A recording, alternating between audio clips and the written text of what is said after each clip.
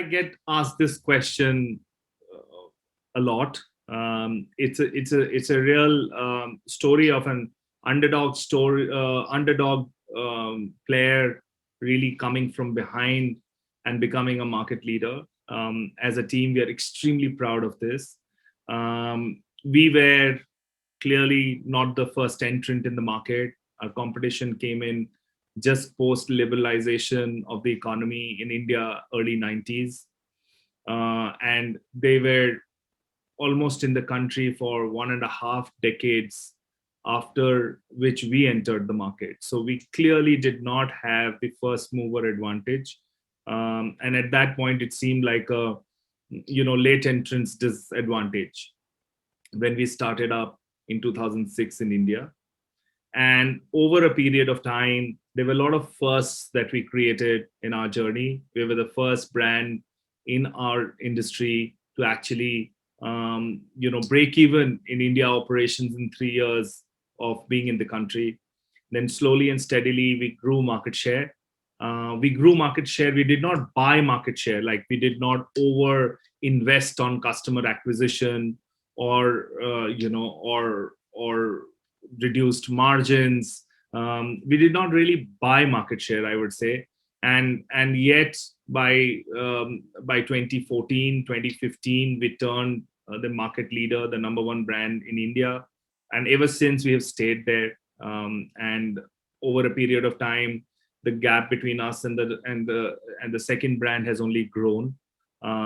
Even during a crisis year last year, we did come back very strongly in quarter 3 and quarter 4, and we have a very good traction ever since. So it's a very, very interesting business story.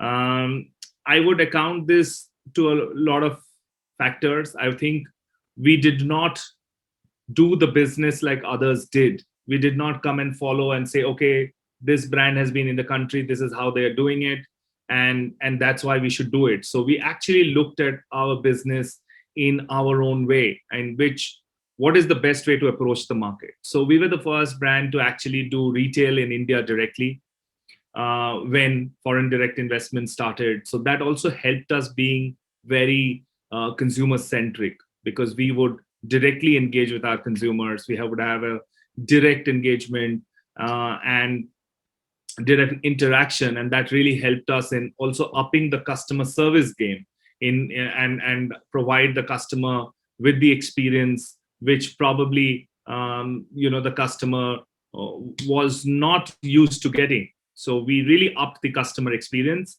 We were again the first brand to get into e-commerce back in the days when people were not looking at e-commerce with that much of focus.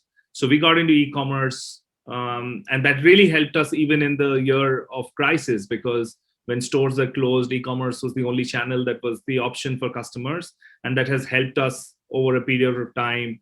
We're clearly the largest brand on a lot of the e-commerce platforms like Myntra, on Flipkart Fashion, also on Ajio and Amazon. We have a very strong Puma.com business, which is growing many folds since the last 1 or 2 years. So that's something that we did. We also focused a lot on digital. Almost 100% of our media money is today on digital and social media. We don't do traditional advertising.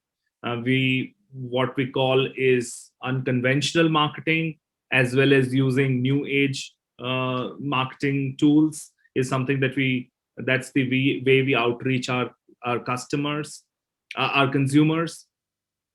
And also in the business, our adoption of technology, whether it's on the supply chain side, whether it is on the analytics side, on the business intelligence side, or also on the enterprise side, has been not like a very heritage traditional company.